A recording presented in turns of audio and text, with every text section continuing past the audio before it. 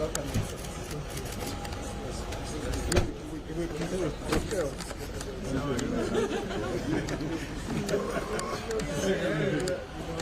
open the door if you can do a favor for me.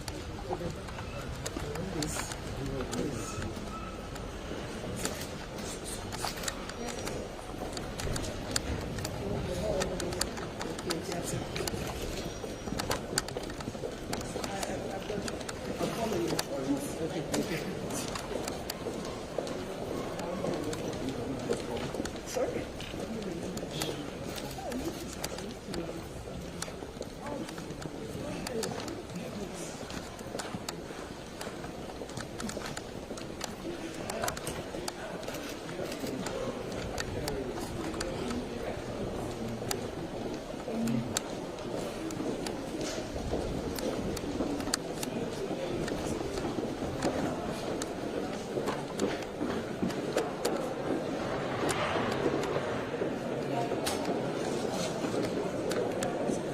You will be hearing tonight, the questions our esteemed candidates will be receiving, are questions created by a completely independent panel in order to promote peace, fairness, and transparency among us all. Ladies and gentlemen, with that established, allow me to welcome to the stage Ambassador Konjit, who is the chair of the African Union's panel of eminent Africans and the host of our gathering here tonight, to share the significance of the election process of the African Union. Ladies and gentlemen, please welcome Ambassador Konjit. Mesdames et messieurs, ladies and gentlemen, we are now very pleased to call on Her Excellency Ambassador Konjit Sine Georges. She is going to give us her opening remarks.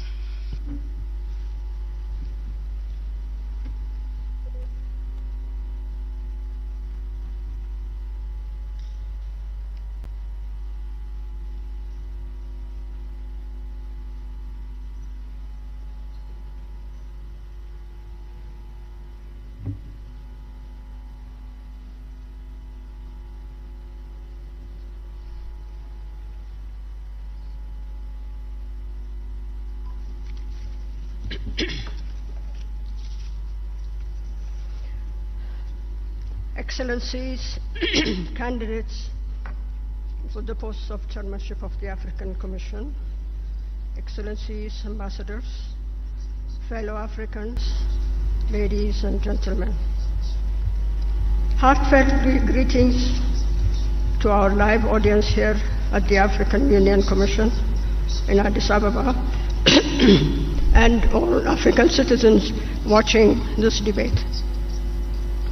On behalf of the panel of eminent Africans, it is an honor and a pleasure to welcome you all to the 2024 Mujadala Africa Leadership Debate. Tonight's event represents a critical milestone in our collective journey towards achieving the Africa we want under Agenda 2063. I must say, now more than ever before, we need to be where we are today. The trajectory of going out of colonial legacy to move to the Africa we want stands as testimony. We understand that our dreams and aspirations will not take us anywhere unless we come together.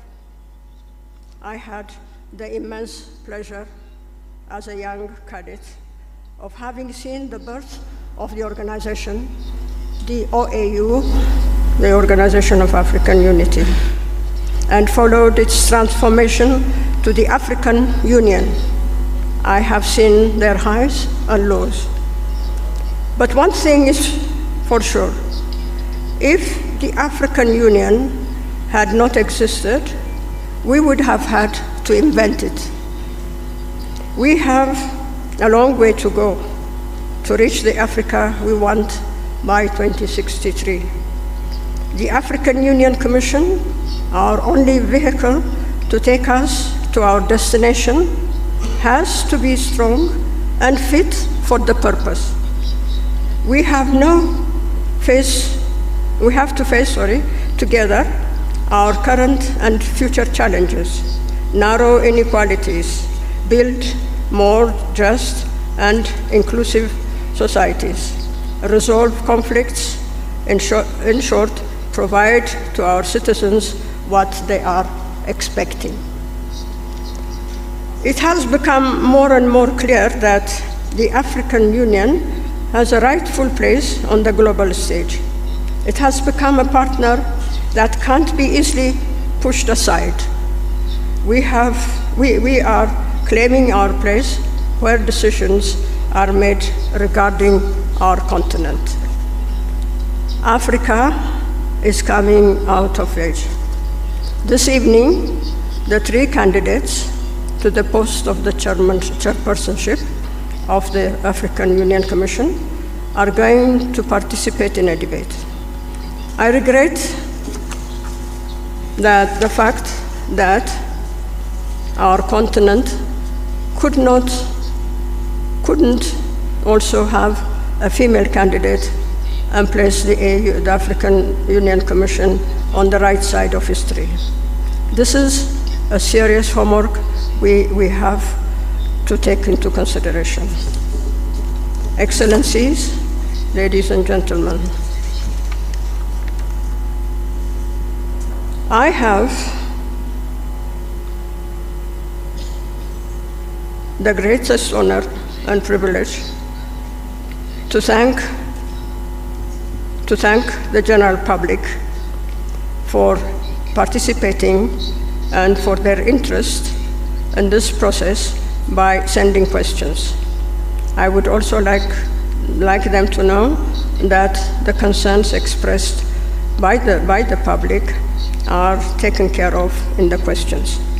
And now, ladies and gentlemen and excellencies, I have the duty and the honor to hand over to the moderators the questions sealed envelope. Thank you very much for your attention. Merci infiniment. Thank you very much, Excellency Conjit Senior Judges.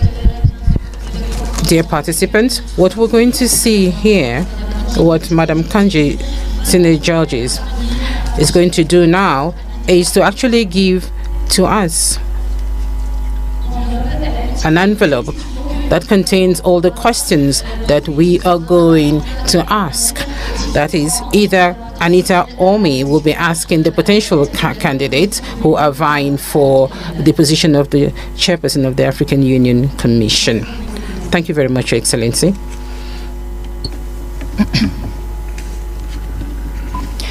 Ladies and gentlemen, as Fatima has outlined, Her Excellency the Ambassador has handed over the questions that have been curated by an independent panel.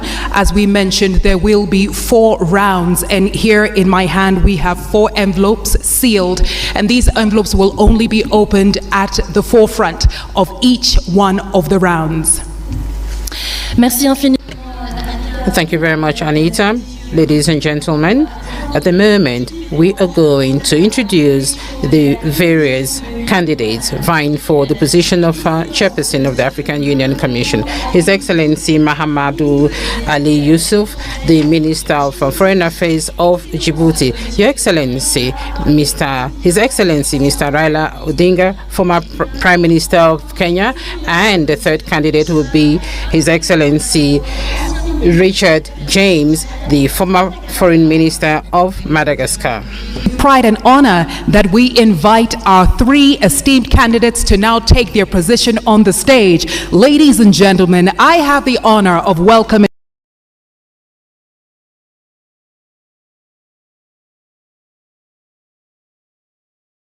Excellency Mahmoud Ali Youssouf, Foreign Affairs Minister, Djibouti.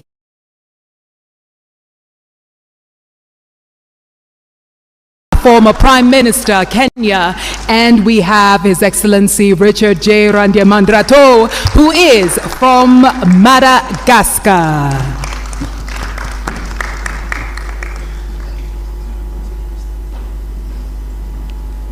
Ladies and gentlemen, with humility, I ask that you give them another round of applause. These are our candidates for the chairperson position of the African Union.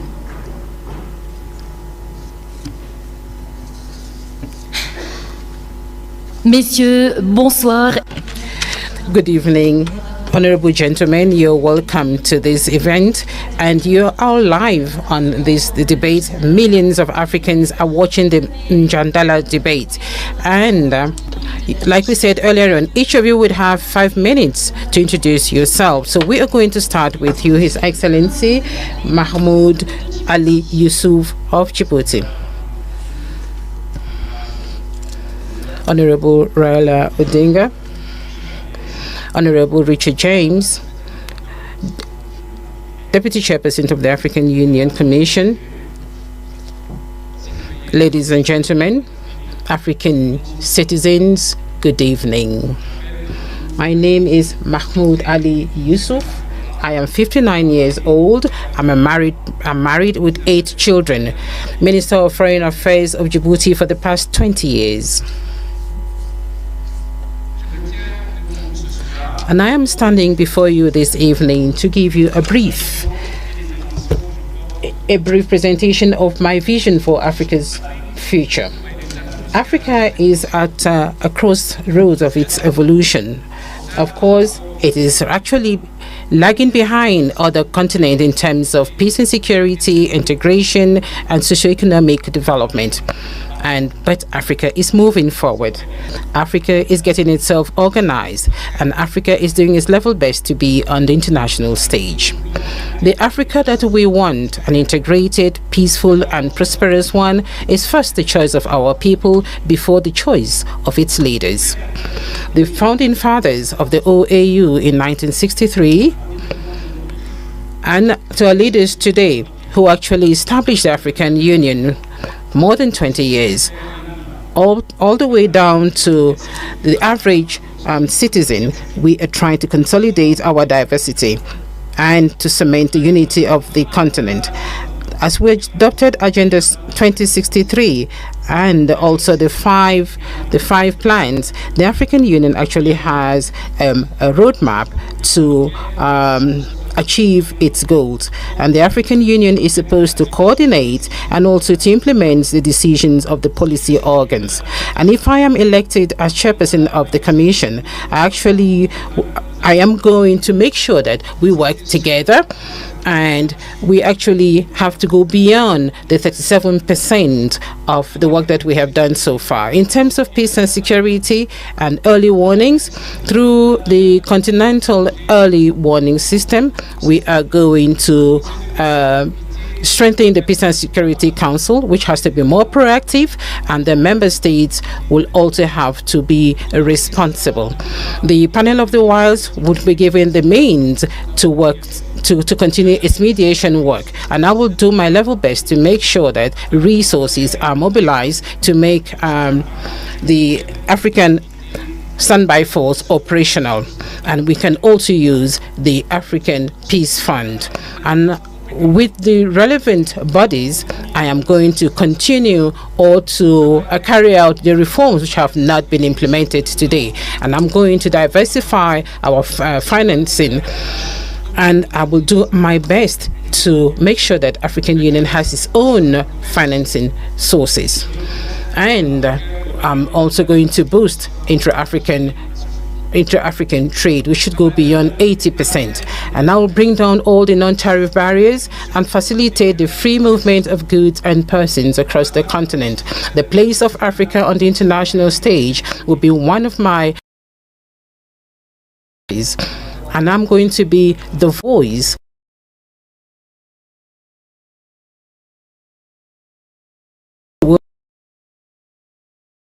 our women, of course, and the diaspora too, through knowledge, technology, in agriculture, in industry, and in the service sector. The Africa that we want, ladies and gentlemen, is an Africa of peace, integration, and prosperity. And this has to go through the political will and the solidarity of the African people. And thanks to the support of our people. And so as I stand in front of you today and in front of all the millions of Africa, I want to tell you that if I am given the chance of being the chairperson of this commission, I will do my best to make sure that our continent shines on the international stage. I thank you. Excellency Mahmoud Ali Youssouf. And now, ladies and gentlemen, I would like to invite His Excellency Raila Odinga to share his opening remarks. Your Excellency, you have 5 minutes. Thank you. Your Excellency Ambassador Konjit, my co-panelist here, His Excellency Mahmoud Ali Youssouf, and His Excellency Mr. Richard, distinguished guests, ladies and gentlemen. Good evening, Africa. Africa, hamjambo, bonsoir, salam alaikum, rahmatullah ta'ala wa barakatuh. Boa noite. I am delighted to have opportunity today to stand before you as the son of Africa. I was born in Kenya, but I'm told that my grandparents came from the Sudan. I am a father of 4, a grandfather of 5, and a husband of 1 that I know of. I am an engineer by profession, and I have been an academic. I have also been a public servant. I've been a member of parliament. I've also been a prime minister and also leader of opposition. In those capacities, I've tried to do my best, and I've gained a lot of experience in terms of management of public affairs. I stand here as an Pan-Africanist and an Afro-optimist. 2 months ago, that is on the 21st of October, this year we were here in Addis Ababa. We had been invited as members of the families of the founding fathers of the African Union to come and witness the reopening of the Africa Hall. That's the hall where the OAU was launched in 1963. And we're happy to be here with Madam Ambassador Konjit, who was there as a young girl at that time. It is now 61 years since the launch of the Organization of African Unity. And at that time, if you read the speeches of the founding fathers on that day, they were very passionate, and all of them talked about African unity. Where there was a difference was, when do we achieve this unity? There are those who, under the school of thought, that the unity now. There are those who said, no, we need to be gradual in this. Let us first build the building blocks, the regional unions, which will eventually translate into formation of the African Union as a whole. But now we have they came up 50 years later with Vision 2063, which now hopes to get Africa united, one union government by 2030, and move on to attain the vision, the wishes of the founding fathers of Africa. I say that I have the experience. I've been part of this movement for changing the continent. We know that some achievements have been made. Africa is now completely liberated, but there's still work to do. And I believe that I have what it takes to get us where we want to do. In the field of education, in the field of health, in the field of value addition to the abundant wealth that we have on the continent, in the field of trade, inter-African trade. I have worked acted as the African Union High Representative on Infrastructure. And in this, I know that we have very comprehensive programs in PIDA, Program for Infrastructure Development of the Continent. What remains is action. And what I want to promise the African people is that I am going to lead from the front to ensure that we achieve the visions of the founding fathers of our continent. I thank you. Merci infiniment. Thank you very much, the candidate from Kenya, Honorable Raila Amolo Odinga. Now we're going to listen to His Excellency Jandriamandrato from Madagascar. Excellence,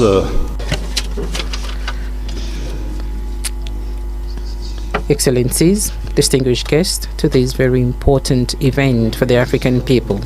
As you can see, we are 3 candidates, not 2 candidates, like you see on social media. And we are standing in front of you today to convince you of how serious we are and how seriously we're going to work towards the African Union involvement. So who am I?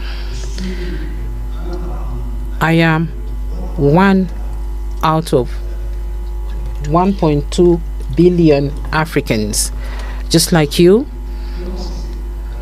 I started from very humble beginnings, from the very beginning. I was a young consultant. I was a researcher in microfinance sector, and I traveled across many African capitals, about 41 countries in the year 1989. Just like you, it was difficult for me to find a job, but I did find a job which was at the level of my capacity. And just like you, I actually built my career based on my conviction that each African citizen can actually survive. And just like you, today I am standing before you because I believe that I have the confidence and the trust of the president of Madagascar,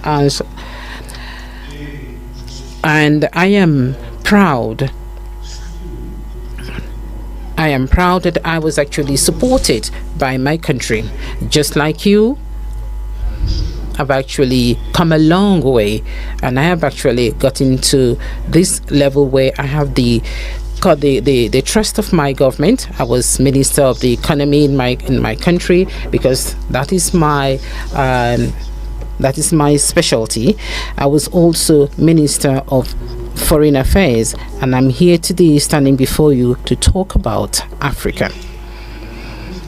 Africa is actually the second dynamic economic region in the world, and is actually making progress, and things are changing in our favor. And recently I read about the funding of the African Development Bank, funding several projects in Africa, and this is quite promising for the continent. The World Bank also has increased its envelope, funding 75 countries, 75 less developed countries. And I also think that we have funding for small states. Small state, that's not a pejorative. That's not a pejorative term, but there is an idea that I want to share with you. Africa is moving, first of all, the states that are actually seeing a 3.4% economic growth per year, but I think we should do more than that. And then we have our own house. Here we are, the African Union, which is our home. And what I have noticed is that there is an Africa which is actually moving forward, which is a dynamic Africa, and then there is the African Union. which doesn't really have the capacity for it to move forward.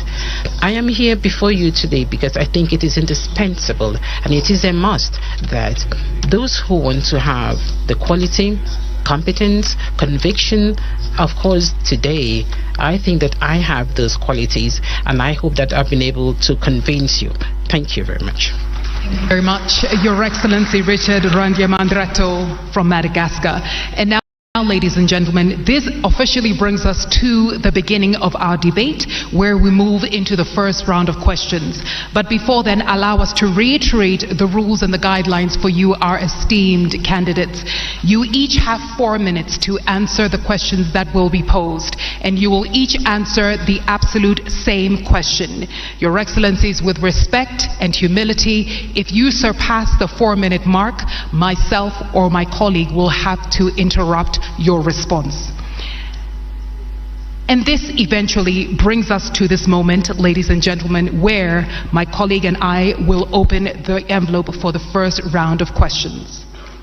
Thank you, Anita. Merci. Thank you very much, Anita, and thank you very much to our candidates who have just introduced themselves to yourselves, members of this public. As my sister has just reminded us, we are going to open, ladies and gentlemen, the first round of questions. We are going to remind all of us that the questions were drafted in English and in French. They were drafted by an independent panel. The envelopes were handed over to us a few minutes ago by Her Excellency Madam Konjit Sine Georges, and immediately with Anita we're going to select an envelope. Anita, you're going to ask the first question.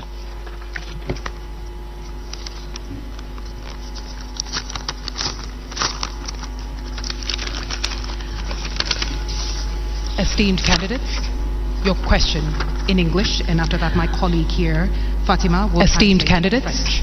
Your question in English, and after that my colleague here, Fatima, will translate in French. Translating Africa's natural wealth into continental prosperity. Africa has everything it needs to feed her people, educate her children, and take care of her health. Yet, the reality defies this. How will you turn the continent's resource wealth into tangible benefits, reducing debt, ensuring sustainable financing for the African Union, and enabling Africa to control its destiny economically? Also, how will you ensure that the African Continental Free Trade Area achieves its goals? Excellences, messieurs les candidats, Candidates, the question in French. a tout ce dont elle a besoin pour nourrir sa population, éduquer ses enfants et prendre soin de leur santé. Mais la réalité défie cela. Comment allez-vous transformer la richesse en ressources du continent en avantages tangibles, réduire la dette, assurer un financement durable pour l'Union africaine et permettre à l'Afrique de contrôler son destin économique? En outre, comment allez-vous garantir que la zone de libre-échange continentale africaine atteigne ses objectifs? Et on commence avec le premier candidat de Madagascar. Excellence, vous avez 4 minutes pour y répondre.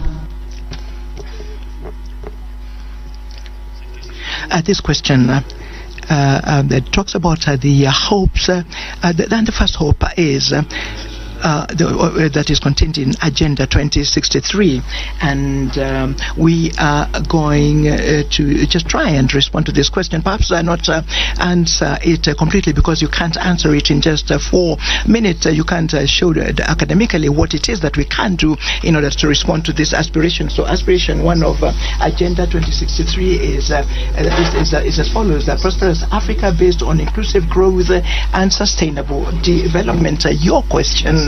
is huge. How can a chairperson of the African Union Commission with a very clear terms of responsibility, about 26 of those, and first of all, he or she has demonstrated leadership characteristics, has to have administrative capacity, has to know protocol, has to be diplomatic. How can such a chairperson respond? Emphasize the importance of continuing to develop the economy at the continental level. You did mention our joint initiative about developing trade through, in theory, liberalization of trade, liberalization of the circulation of persons throughout our continent. In theory, I say, trade can effectively become a source of economic dynamism. I think I understand that we're at about 12.6% of commercial trade between African countries. This is very low. For a continent such as Europe, a continent such as America, they go up to more than 50%. So what we need to do is to continue to continue with the efforts that we're doing. There's already a secretariat, the ICFTA. A secretariat, the ICFTA is just a geographical. It's zone. It is the geographical zone. We haven't yet attained this free circulation of trade, but if we manage to ensure that a free trade can happen and can happen very quickly, it is very possible that we shall triple our performance in economic development.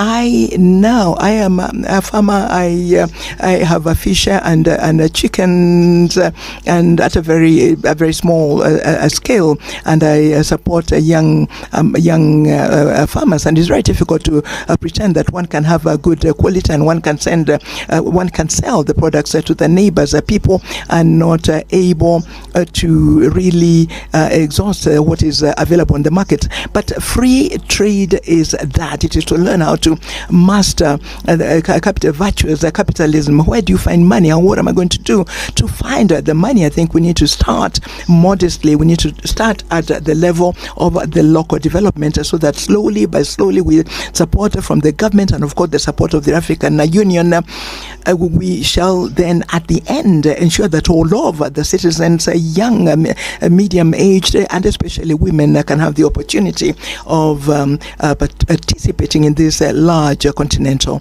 market. Thank you very much, Your Excellency. You, Excellency Raila Odinga, first for your answer. 4 minutes, sir. Thank you. Africa is, of course, the least developed continent by comparison. Look at economic statistics. But this is because there are historical reasons why Africa is where it is today. And we will say that Africa does not need to remain here. We need to develop Africa. There are several factors which work against Africa.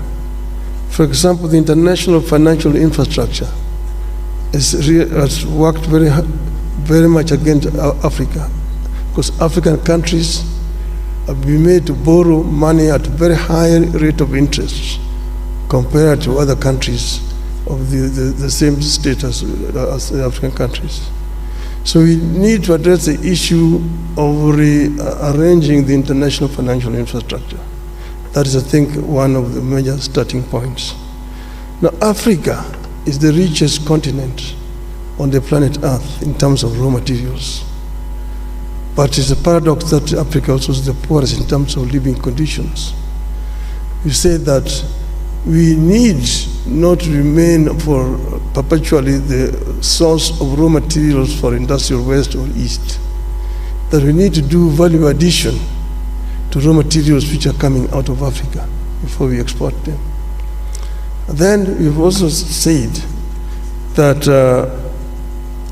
Africa needs to trade more with itself. There's big potential. Like the African Development Bank today says that 7 out of the 20 fastest growing economies in this year are going to be African countries. They're much higher than Europe. We're only competing with Asia. So it is important that Africa enhances the trade with itself. The inter-African trade today stands at just mere 15%. Now we have the African Free Trade Area organization that was launched now 3 years ago, but not much has been achieved. Some of the reasons are issues that are actually solvable. The non-tariff barriers to trade that have been imposed by respective African countries. Things like standards, which are different from one country to the other country, making it difficult for goods to move freely across the borders. Then modalities of payment. And then it's the other issue of infrastructure. I worked for 5 years as the African Union High Representative on Infrastructure Development. And here is another problem, because goods cannot move freely because of lack of adequate infrastructure within the continent. Kenya exported tea to Ghana, and it took 3 months of tea to travel from Kenya to Ghana. We have major infrastructure projects, the high-speed continental railway, the inter-African highways, Cape to Cairo, Tunis to Cape, Dakar to Djibouti, Dakar, Lagos, Mombasa, and so on and so forth. All these need to be developed. Energy is another factor.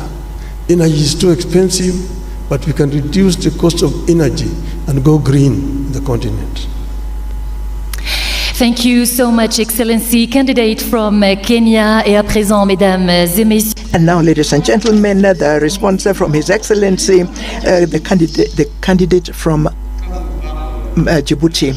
When you talk about the riches of Africa, we often think about natural resources, and the riches of Africa begins with its people. We have 1.4 billion inhabitants on the continent, and more than 60% of this population is young, between 0 and 25 years. The first wealth of this continent is in its people. We must have the capacity to think about how we can ensure that these people, this population, can benefit not only from the existing wealth, but also add value to that wealth. How can we go about that? Through universal education, quality education in our countries. We should have the capacity of offering our citizens a free education from the primary to the university levels, and ensure that this education is spread in all over the regions of our continent and of our country. We must remove the obstacles to education. The feminine population represents 50.2%. There are still cultural obstacles. There are obstacles to the education of girls. We must concentrate on valorizing our human resources. And then we have fertile land. What are we doing with this fertile land? We are still in many countries using very archaic agriculture. It is time to begin to develop an agriculture that I would call modern. It does exist in many countries.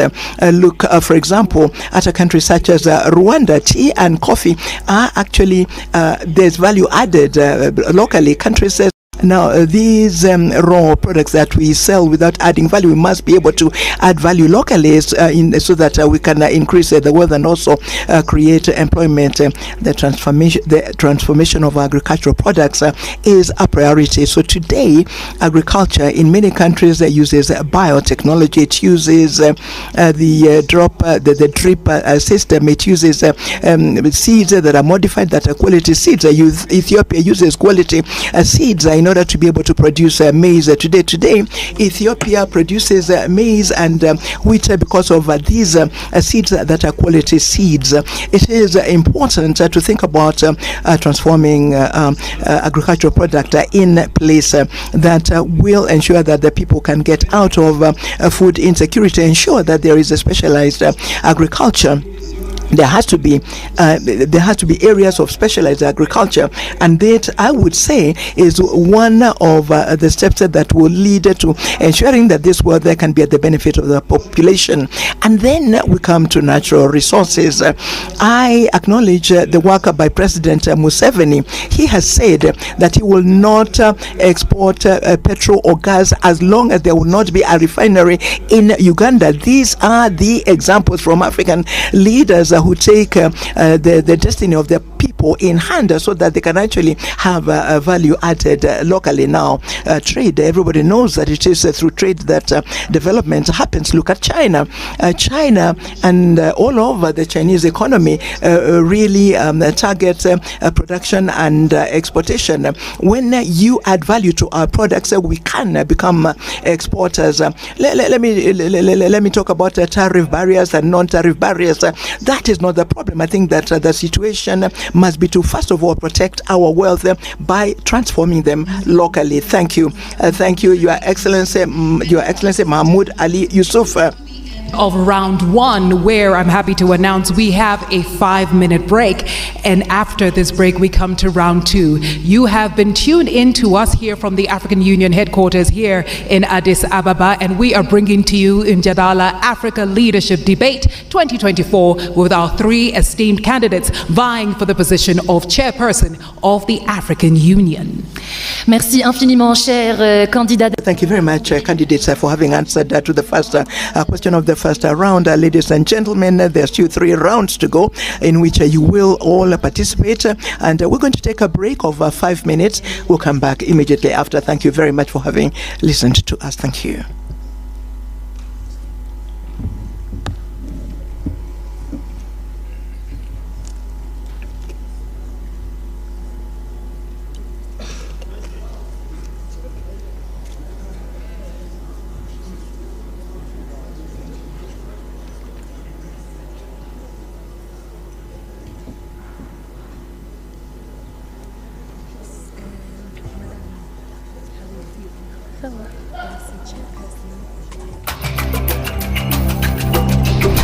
A man of the people, a mobilizer par excellence, a nationalist, patriot to the core, selfless leader, a peacemaker, and a lifelong Pan-Africanist. Kenya's former cabinet minister and Prime Minister. Mimi Raila Amolo Odinga. The first African Union High Representative for Infrastructure Development from 2018 to 2023. Raila Amolo Odinga, with his profound leadership experience and diplomatic skills, demonstrates a keen understanding of Africa's challenges, embodies geopolitical awareness, and represents historical precedents through his commitment to consultative processes. His philosophy and experience make him the ideal candidate for the role of African Union Commission chairperson. His deep-rooted sense of African identity and commitment to Pan-Africanism are at the core of his political philosophy. His key focus and commitment are to harness Africa's rich and vast human and natural resources to command the global influence it rightfully warrants. He is an ardent champion of African unity, intra-African trade and integration. The Right Honorable Raila Odinga is a visionary, transformative and action-oriented leader who has consistently demonstrated admirable leadership qualities that will provide impetus in the actualization of Africa's priorities. This has been demonstrated through resource mobilization for the implementation of key infrastructure projects under the Programme for Infrastructure Development in Africa. As a global statesman, he has represented Kenya across the continent and the continent across the world. He has been a peace mediator and election observer, illustrating expertise and experience to serve internationally as an effective advocate for Africa. In his tenure as Prime Minister of Kenya, he oversaw the national budget and implementation of fiscal policies that enhanced transparency and efficiency in public spending. He introduced performance contracting in the government, significantly improving public service delivery. Honorable Raila Odinga's leadership roles have consistently involved managing and leading diverse teams across different cultural and political contexts. As AU High Representative for Infrastructure Development, he led a team of advisors from various African countries, fostering a collaborative environment that leveraged cultural and political diversities. He has a proven track record of championing the voices of the underprivileged, building consensus among stakeholders from diverse backgrounds, and ensuring that policies and projects reflect the collective aspirations of the African peoples. The Right Honorable Raila Odinga is committed to harnessing Africa's youth's potential and has championed the adoption of technology in various capacities throughout his career. His role at the African Union involved promoting the integration of digital solutions in infrastructure projects such as the Continental High-Speed Train and Smart City initiatives. To align Africa to Agenda 2063 and usher the continent into a new era of shared prosperity, there is no better leader other than the Right Honorable Raila Amolo Odinga. We're very happy to work with you this afternoon as moderators of this debate. For those who have just joined us, I'd like to remind you that just a few minutes ago we listened to answers to the first round of questions with their Excellencies Mr. Mahmoud Ali Youssouf, the Minister of Foreign Affairs of Djibouti, His Excellency Raila Amolo Odinga, former Prime Minister of Kenya, and finally Honorable Richard Jandriamandrato, former Minister of Foreign Affairs of Madagascar. And we are coming right back to the second round of questions. Anita. About to start the round two of our debate here, Mjadala Africa Leadership Debate, where we are witnessing and listening to three esteemed candidates, each vying for the chairperson position of the African Union Commission. Earlier on, we heard their thoughts on issues such as the African Continental Free Trade Area, and now we're moving into the second round. And if you're just joining us, we're beaming live from the Federal Democratic Republic of Ethiopia, Addis Ababa to be specific. Et pour ouvrir le deuxième round, mesdames. To start the second round, ladies and gentlemen, honorable participants, we're going to open a second envelope so that we can see the question that was prepared by an independent panel for this debate. Let me remind you, ladies and gentlemen, that the questions were drafted in two languages, in French and then in English. So, Your Excellencies, the candidates, your question is this.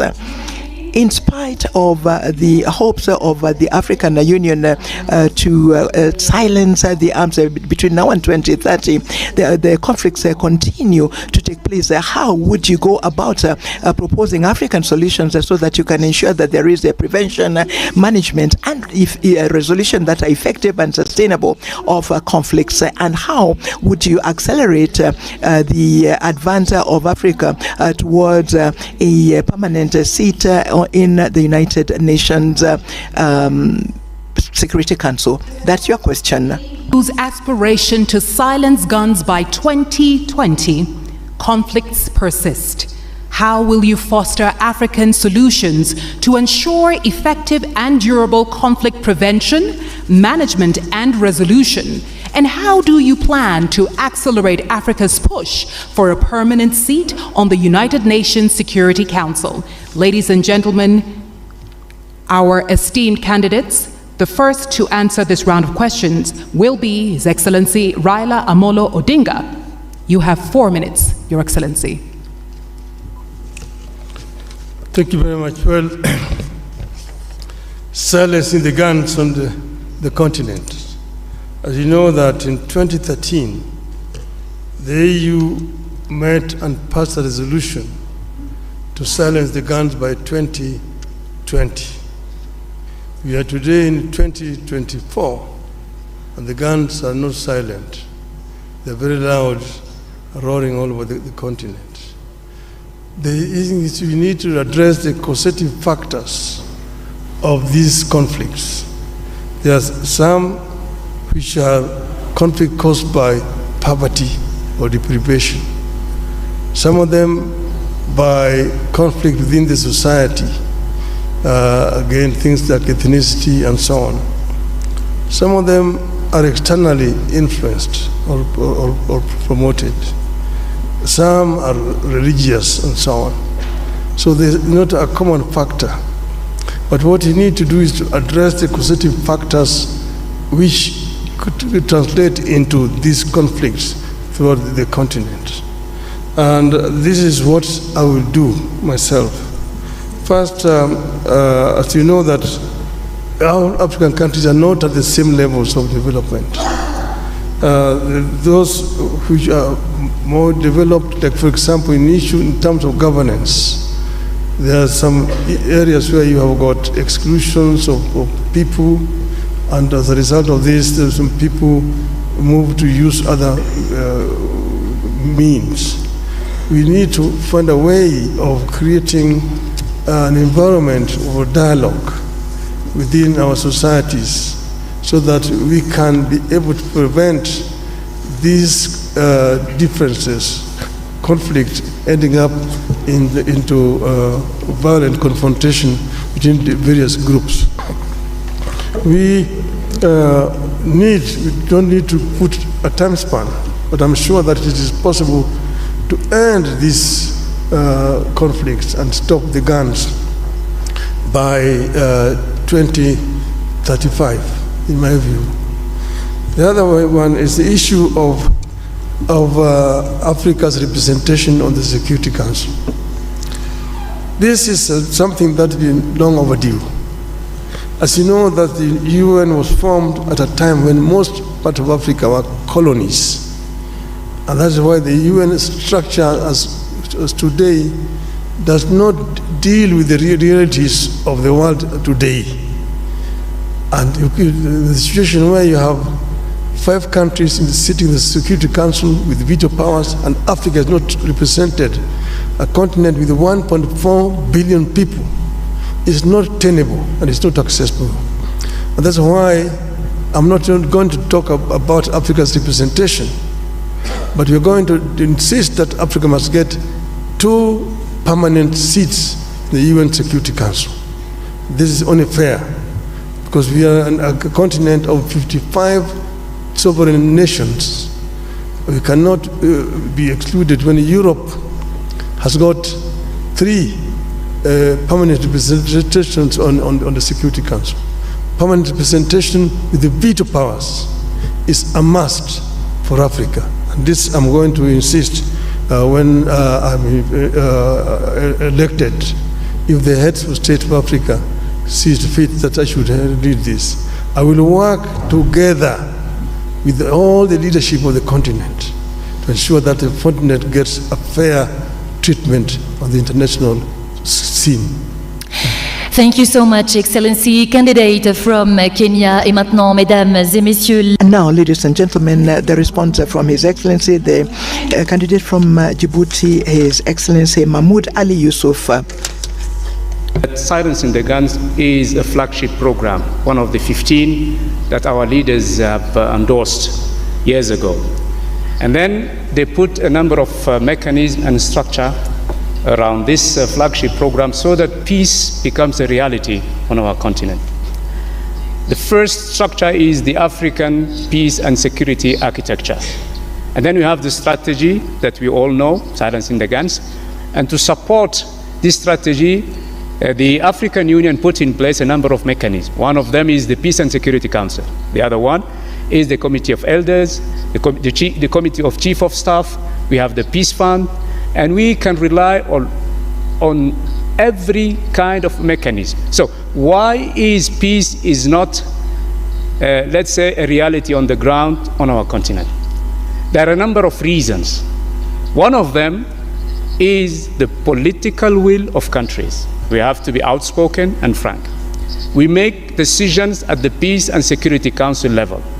These decisions are not implemented. Our Peace and Security Council is not proactive. It is reacting to crises when they occur and happen. This has to change. And I'm sending a message to our member countries saying this has to change. The number two problem that we have to face is our standby forces. We have them on the papers. Of course, sometimes we can mobilize them, but they lack resources. We are still relying on foreign partnership for our resources. Let me give you an example. AMISOM. Since 2007, AMISOM has been financed by the European Union and the United Nations, up to 2.7 billion euros. Now, financial resources are critical. Why should we have the money so that we can operate on crisis ground on the continent? Because without money, we cannot deploy our standby forces. Without money, even the committee of mediators cannot go and discuss with the stakeholders. They sometimes wait for the tickets, the per diems, days and days and days. It's very critical that the Peace Fund, in which we have $400 million, that the Commission and the PRC, get to the compromise situation where that money could be used for peace on the continent. So far, only the interest of the 400 millions are used. And I'm really shameful when I say, DRC have been given 1 million for peace, issues through this fund. And they have given to, another country 1.5 million. It has to change. We need the authority from the member countries so that we can use this money, the $400 million, to keep peace on our continent. There are so many other bottlenecks that needs to be handled very quickly. But money is one of them. The Peace and Security Council mission is the second problem. And then we have a third one. This one also has to be underlined very seriously. When a crisis happens, I give you the example of Somalia. I've been around for some time. I've been dealing with this problem for many years. When there is no unity of purpose between the countries around this country, neighboring countries, this country will never stand on its feet. That's what we are experiencing today in the Sudan. Hundreds of thousands of people have been killed, millions displaced. Neighboring countries are still fighting on the Sudan, and the African Union and IGAD are watching. Sorry, sir, your time is up. Okay, sorry, because I can talk hours about this issue. No problem, sir. Thank you so much for your contribution. And ladies and gentlemen, as a reminder, especially to our esteemed candidates, if you go beyond the time, I will be forced to interrupt, and I don't want to do that, so please forgive me. May we kindly have our last candidate, His Excellency Jandriamandrato, to respond to the question. Your Excellency, the floor is yours. Faire taire les armes et silencing the guns and issues relating to peace and security in general actually are due to so many things. It's not like turning on a switch or switching it off, not on and off a switch. No, there are several factors that have to be taken into consideration, and that is the reason why the African continent and the African Union have been challenges to silence the guns. But we have to resolve our conflicts peacefully, and this is one of the principles of the African Union, just like the principle of non-interference. So this is an aspect that we all have to actually look at. When exactly do we talk about non-interference or non-indifference, and how do we use them to silence the guns? But that is the situation in which we find ourselves in. And if I am chosen by the heads of states and government as chairperson of the commission, I will make sure that the African Union Commission would actually work towards resolving our conflicts peacefully, because we have that in the Constitutive Act of Africa, of the African Union. So we have the Peace and Security Council, we have the Peace Architecture of the African Union, but we also have the United Nations Security Council. And then bilaterally, we've got efforts that are underway, and we've heard about progress in some areas, in some regions where we have long-standing conflicts. And then we also have the opportunity of ensuring that there is solidarity with the United Nations, the African Union and the United Nations. This is a framework that could actually enable us to sit down with the international community and talk about crisis in Africa. Why should we only talk about the crisis in Ukraine? Why not talk about the crisis in Sudan and crisis in other African countries? So we are talking about financing peace missions, but there is also a program that actually wants to see the program of the United Nations, that is the SDGs, aligned with Agenda 2063. And then we also have the 10-year plan of our public institutions in charge of working at a national level, but we are talking about the justice systems in our respective countries. Now, concerning the 2 permanent seats on the United Nations Security Council, I think here in Africa we all know the importance and the urgency of having these 2 seats, and we have to seize this opportunity because we are actually at the end of 2024, and so we have to act very fast in 2025. And this should be the mantra of the African Union in 2025. And so, of course, we have to make sure that we can actually speak with one voice on the choice of who will represent Africa on the United Nations Security Council. It's not going to be easy. It will be up to the heads of states to decide who will be the continent's representative. And now we'll conclude to say that, like this morning, I read in the newspapers the problem between Ethiopia and Somalia, and this was being resolved by Turkey. The mediator is Turkey. Let us be responsible. Let us be serious. The African Union should be that person doing the mediation. Thank you. Thank you very much. Thank you very much, candidate from Madagascar. Ladies and gentlemen, this is the end of our second round, and without any transition, we are going to step into the third round, and we are going to discover the question. Anita, you have the floor. Now, ladies and gentlemen, we move into the third round. Once again, if you're just joining us, these questions have been formulated by an independent panel, and the questions will be open and seen only at the beginning of the round, as I'm doing right now. Esteemed candidates, on the topic of reviving Pan-Africanism and countering external influence, Pan-Africanism is declining, and external powers and internal divisions challenge Africa's integration efforts. What specific steps will you take to rekindle the spirit of Pan-Africanism, counter big power politics on the continent, mobilize African countries behind a common integration agenda, ensure resource self-reliance, and position regional economic communities at the center of this process. Chers candidats, Distinguished candidates, your question is as follows in French. L'africanisme est en déclin et les puissances extérieures et les divisions internes remettent en cause les efforts d'intégration en Afrique. Quelles mesures spécifiques comptez-vous prendre pour raviver l'esprit du panafricanisme contre la politique des grandes puissances sur le continent, mobiliser les pays africains derrière un programme d'intégration commun, assurer l'autonomie en matière de ressources et positionner également les communautés économiques régionales au centre de ce processus. Et nous allons commencer tout de suite avec le candidat. And we will start with the candidate of Djibouti to provide his answer. You have 4 minutes.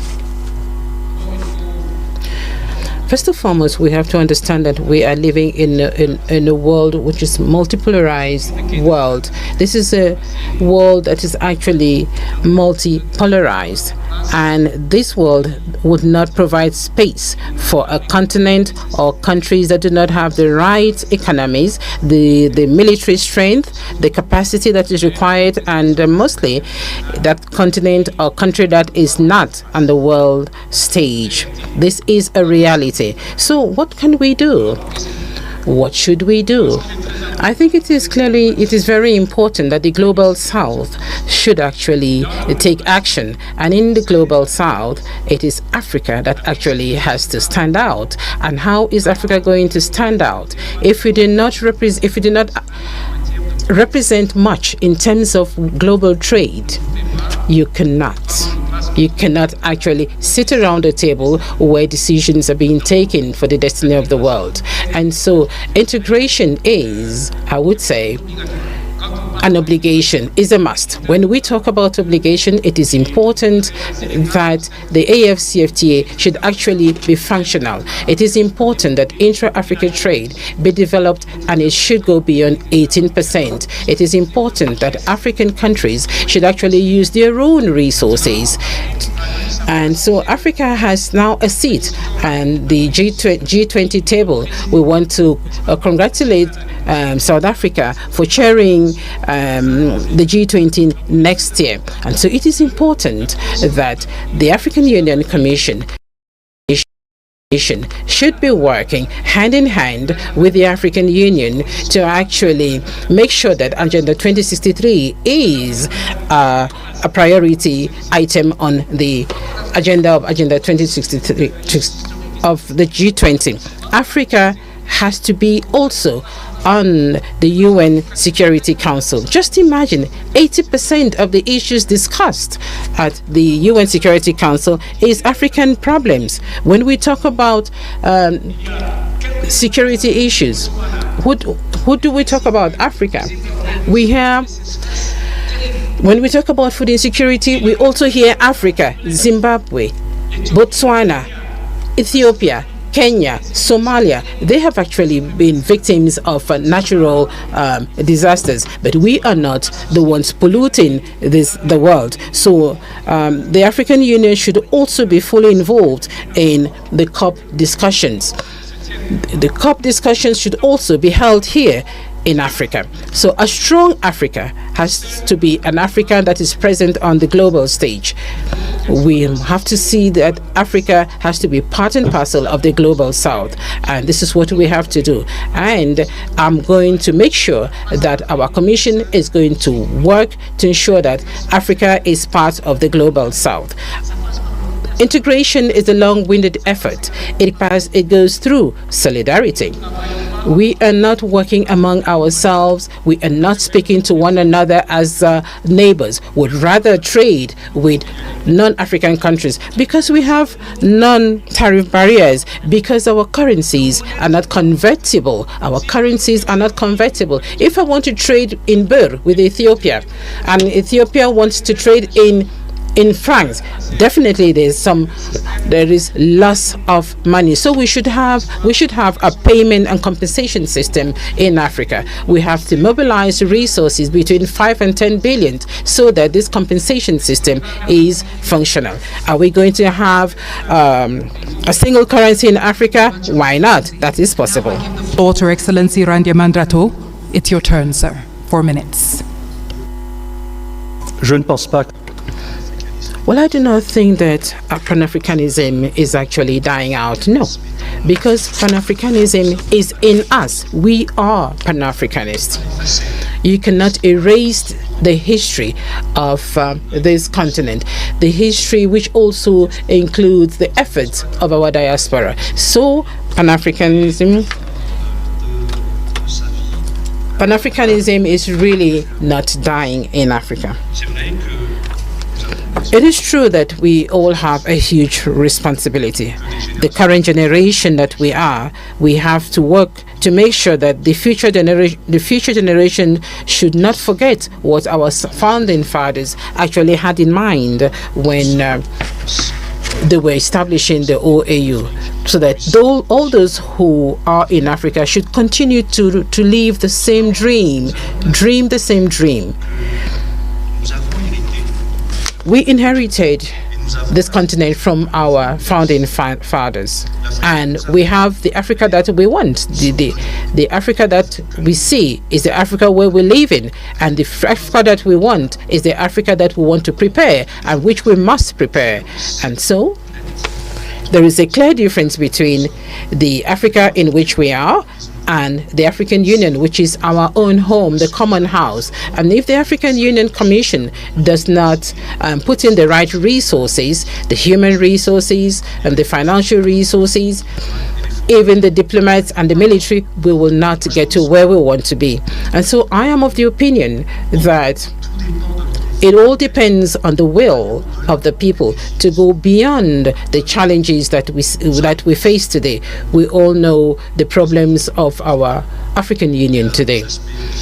There are certain aspects that do not meet the expectations of the people. For example, the SACA audit that was prepared by experts proposing reforms that have to be undertaken. We also have reforms that were undertaken in 2016. So we need to undertake those reforms to ensure that the African Union can actually rise to the challenges. The regional economic communities also have a role to play. I went to COMESA for several years and actually saw the efforts undertaken by countries of COMESA and East Africa, and we see Tunisia, Egypt in COMESA as well, and this will continue. We have the Abuja Treaty actually defined gradual integration at the regional level and then the continental level, and I know we will get there, and I am going to work with the members of the next commission so that together we can actually make all of this easy. And lastly, I think we should also bear in mind, we should also think about the military bases, the foreign military bases in Africa, in African countries. Some countries have already started to take their own destiny in their hands in terms of their security. We should be brave enough, we should actually have that courage to make sure that we can actually stand out there as adults that can actually take their destiny in their own hands. Foreign military bases in Africa, we do hope that in a few years' time, those military bases will be a thing of the past, because these military bases are actually a source of conflict. Thank you. Thank you very much, Excellency Jandriamandrato, candidate of Madagascar. Now we listen to Raila Amolo Odinga, candidate of Kenya. Thank you. Well, I mentioned earlier on about the inter-African trade, which today stands just at 15%. Inter-European trade, on the other hand, stands at 70%. Inter-Asian trade stands at 60%. Africa trades more with the external world than with itself, wasting a lot of resources. Now, how did Europeans come from behind and leapfrog and overtake Africa? That is something that we need to ask ourselves. But here we need to now look forward to see how we can be able to make use of this huge domestic market that we have. We have a population of 1.4 billion people. And that is what has helped China. China did two things. One was to train the younger generation, the youth, so that they had a very highly skilled manpower. And when they liberalized their economy, the manufacturing unit in the West rushed to China. If you go to China, for example, take the automobile, the Ford, the Jeep, the BMW, the Mercedes, the Toyota, the Nissan, they're all there in China. And because there was cheap, highly skilled, cheap labor, secondly, cheap raw material.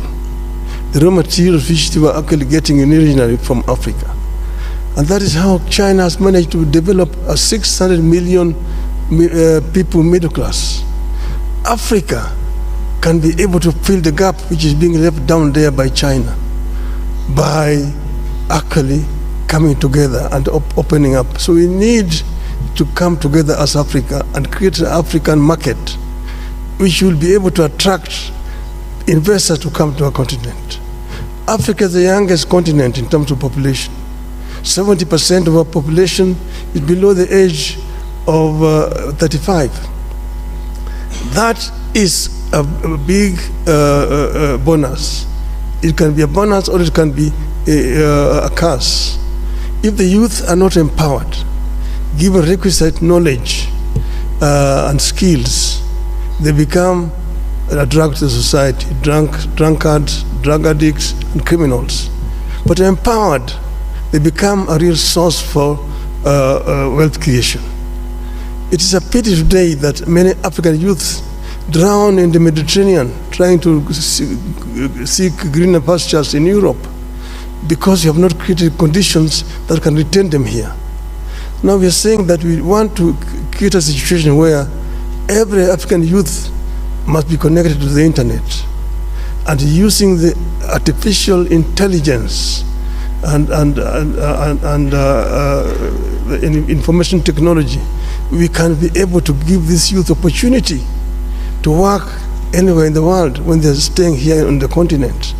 This is something that we are going to address, empowerment of the African youth, and together with the African woman, so that we create a workforce that will be helped in terms of wealth creation on the continent.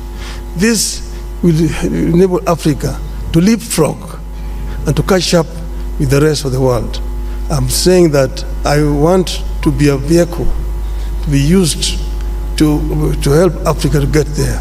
We will work together with all the leadership in the continent so that Africa moves. Thank you, Your Excellency. Thank you very much, Your Excellency Raila Odinga, finishing us on the third round. And now we move into the fourth and final round, and I give my sister the opportunity to open the envelope and tell us what the first or the last question rather is. Ladies and gentlemen, as a form of a reminder, after this we have a quick break, and after the break each of our esteemed candidates will have 2 minutes to share their closing remarks. Fatima? Dear candidates, your question is this one. The implementation of the key reforms at the African Union that were decided by the Assembly of Heads of State and Government has come to a standstill, and which has a negative impact on the structural stability and the financial viability of the Union, and also on the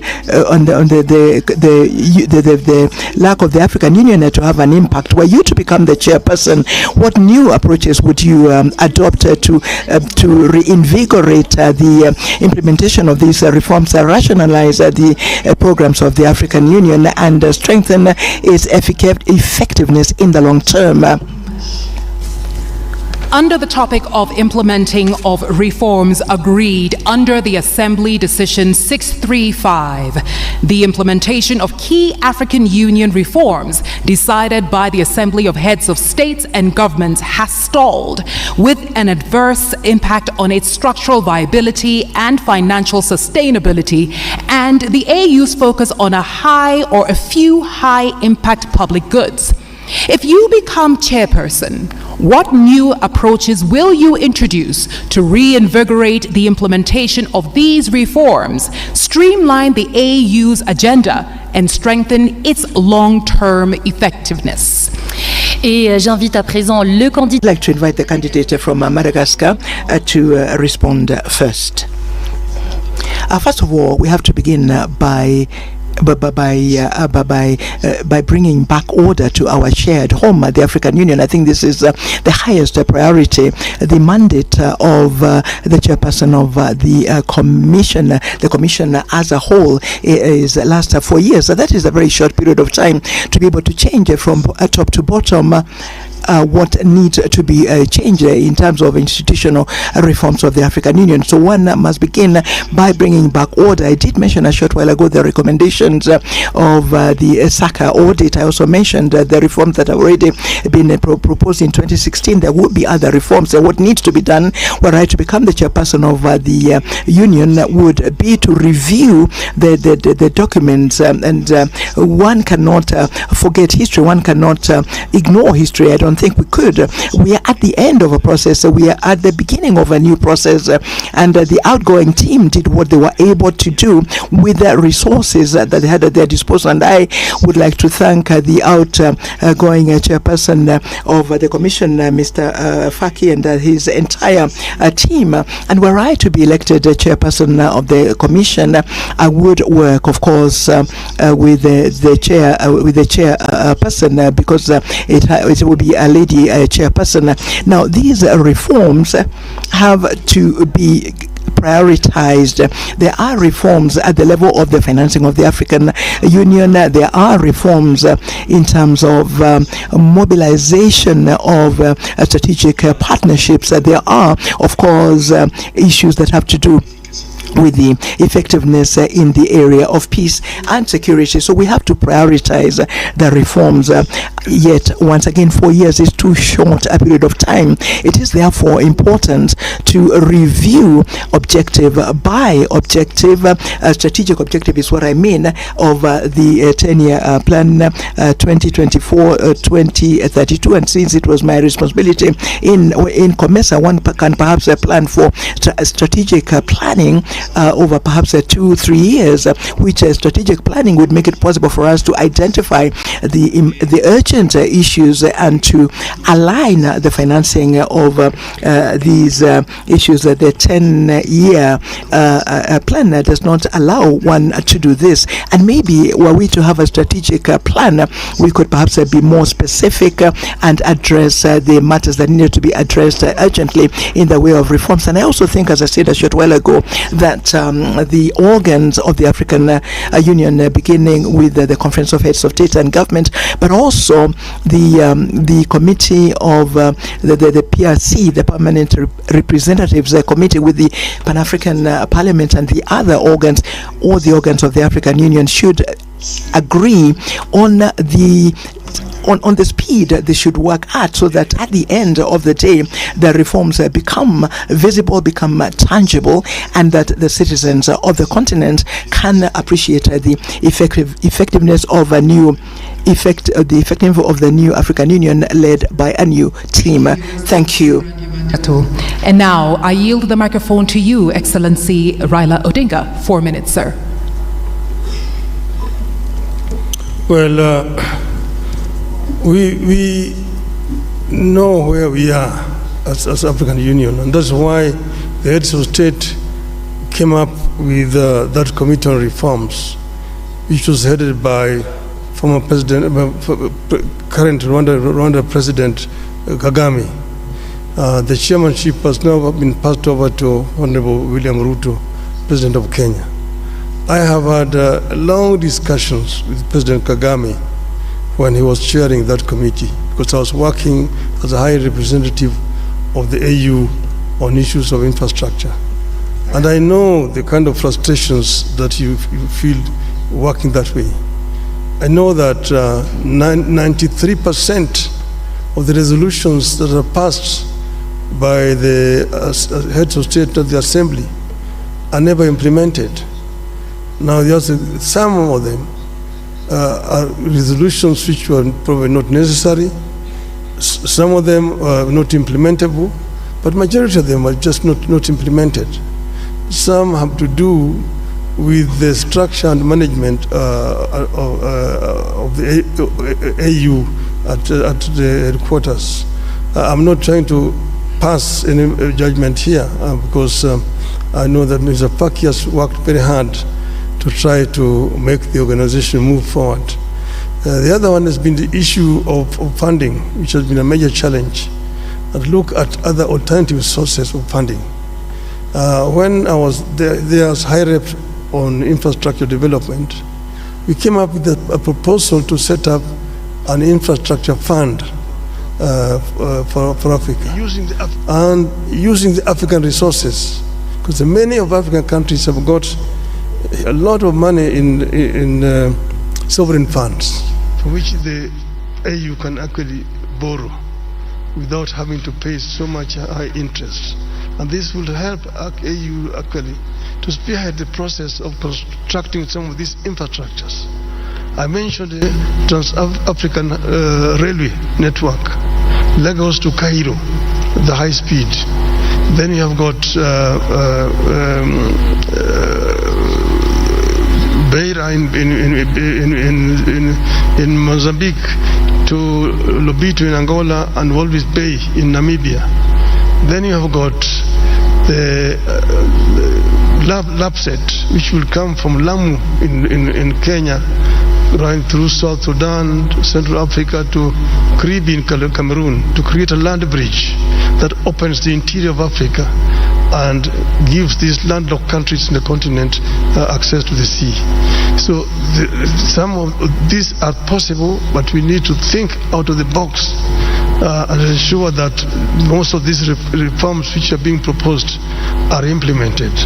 We were talking about energy, which is a very major issue, and we have got the Grand Inga in the Congo, which can actually power the entire continent with power pools, southern power pool, eastern power pool, central, western and northern power pool. That will help us to lower the cost of energy in the continent. That would be a revolutionary change on the continent. Then you've got the connectivity, fiber optic connectivity, open skies, opening up the skies for movement of people, and then visas.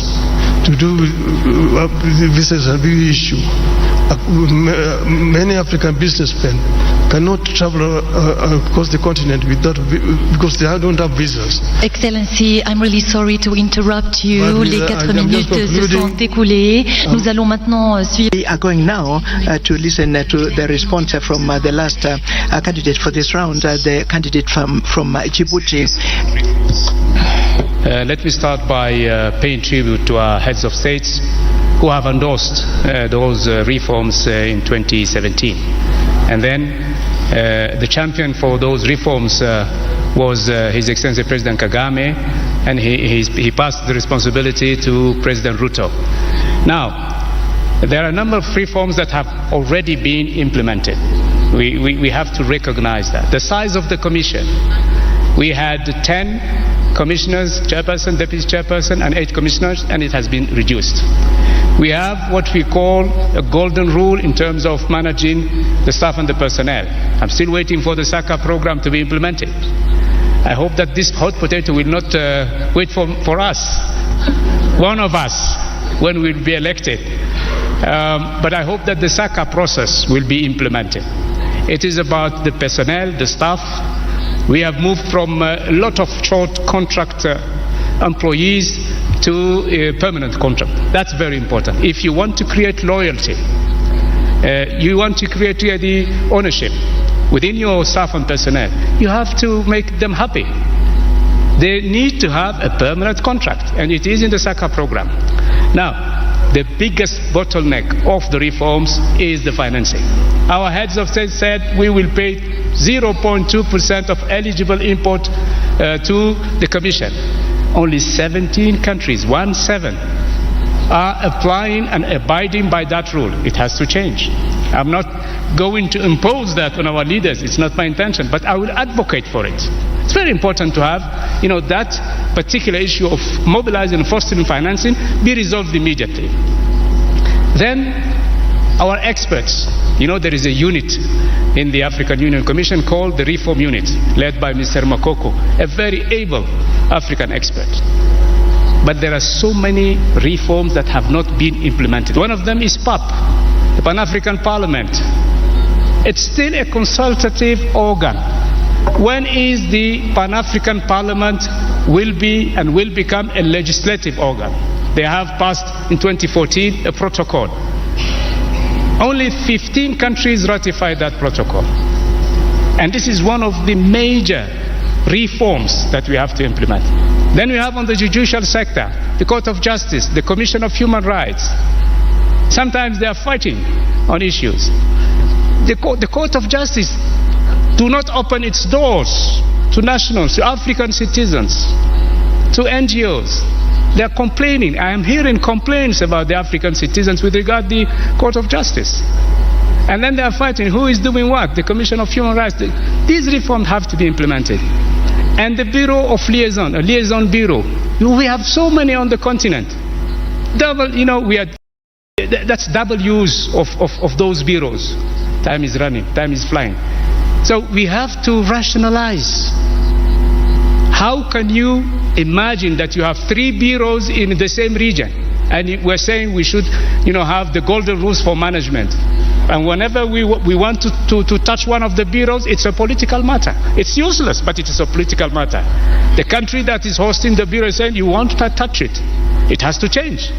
It needs leadership, it needs understanding, negotiation, but it has to change. If you want to change things, we have to be frank and outspoken. We have to be, really tough when it comes to be tough, and lean when it comes to we have to do it. We have to do it. Yes, sir, your time is up.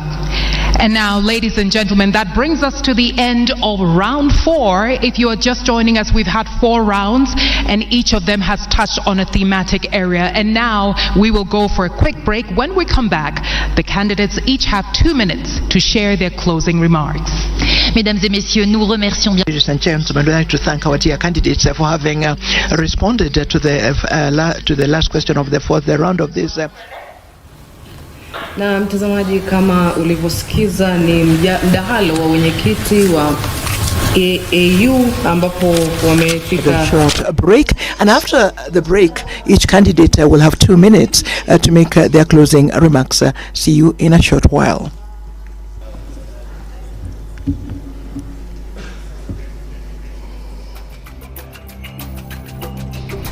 A man of the people, a mobilizer par excellence, a nationalist, patriot to the core, selfless leader, a peacemaker, and a lifelong Pan-Africanist. Kenya's former cabinet minister and Prime Minister. Mimi Raila Amolo Odinga. The first African Union High Representative for Infrastructure Development from 2018 to 2023. Raila Amolo Odinga, with his profound leadership experience and diplomatic skills, demonstrates a keen understanding of Africa's challenges, embodies geopolitical awareness, and represents historical precedents through his commitment to consultative processes. His philosophy and experience make him the ideal candidate for the role of African Union Commission chairperson. His deep-rooted sense of African identity and commitment to Pan-Africanism are at the core of his political philosophy. His key focus and commitment are to harness Africa's rich and vast human and natural resources to command the global influence it rightfully warrants. He is an ardent champion of African unity, intra-African trade and integration. The Right Honourable Raila Odinga is a visionary, transformative and action-oriented leader who has consistently demonstrated admirable leadership qualities that will provide impetus in the actualization of Africa's priorities. This has been demonstrated through resource mobilization for the implementation of key infrastructure projects under the Programme for Infrastructure Development in Africa. As a global statesman, he has represented Kenya across the continent and the continent across the world. He has been a peace mediator and election observer, illustrating expertise and experience to serve internationally as an effective advocate for Africa. In his tenure as Prime Minister of Kenya, he oversaw the national budget and implementation of fiscal policies that enhanced transparency and efficiency in public spending. He introduced performance contracting in the government, significantly improving public service delivery. Honourable Raila Odinga's leadership roles have consistently involved managing and leading diverse teams across different cultural and political contexts. As AU High Representative for Infrastructure Development, he led a team of advisors from various African countries, fostering a collaborative environment that leveraged cultural and political diversities. He has a proven track record of championing the voices of the underprivileged, building consensus among stakeholders from diverse backgrounds, and ensuring that policies and projects reflect the collective aspirations of the African peoples. The Right Honourable Raila Odinga is committed to harnessing Africa's youth's potential and has championed the adoption of technology in various capacities throughout his career. His role at the African Union involved promoting the integration of digital solutions in infrastructure projects such as the Continental High-Speed Train and Smart City initiatives. To align Africa to Agenda 2063 and usher the continent into a new era of shared prosperity, there is no better leader other than the Right Honourable Raila Amolo Odinga. Excellencies, I present to you a visionary Pan-African, a bold and wise leader, a professional and technocrat, as well as a towering statesman and a veteran mobilizer for positive change. Kenya endorses his candidature unreservedly, and we commit wholeheartedly to support his candidature, his vision, and his leadership. The champion of Pan-Africanism. This is Africa's century.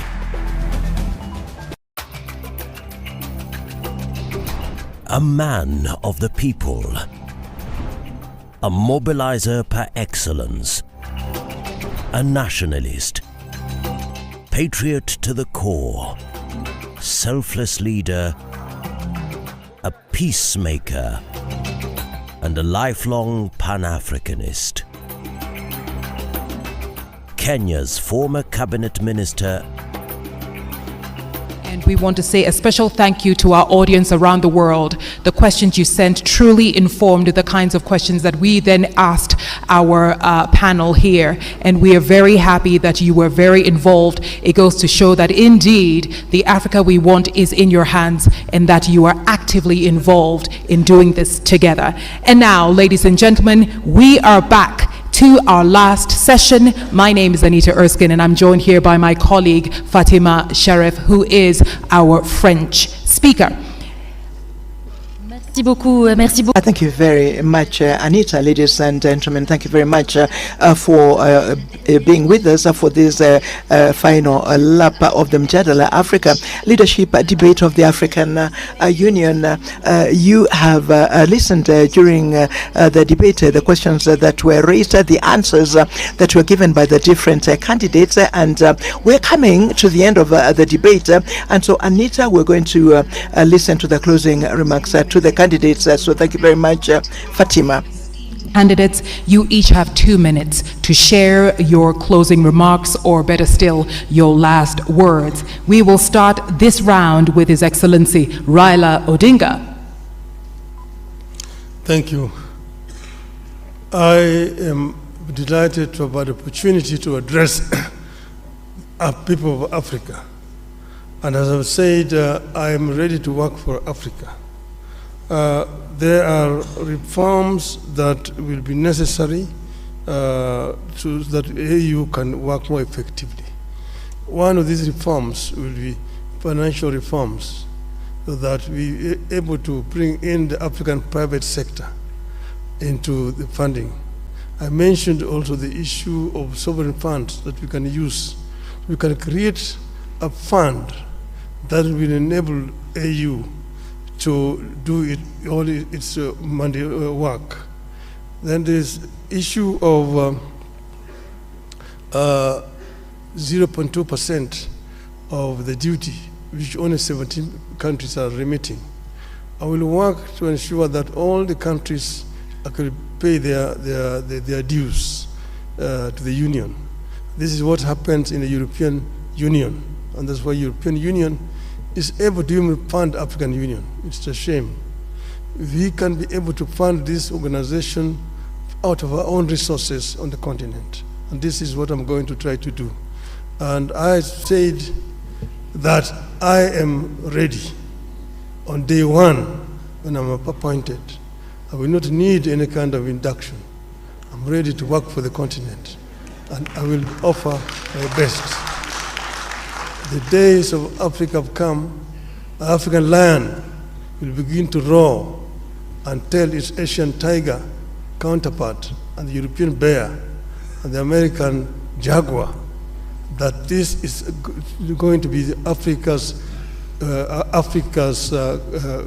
millennium. The 2000. Dear candidate, I'm really sorry to interrupt you once again, but these are the rules of the debate. Nous allons maintenant, mesdames et we are going now, ladies and gentlemen, give 2 minutes to the candidate of Djibouti closing remarks.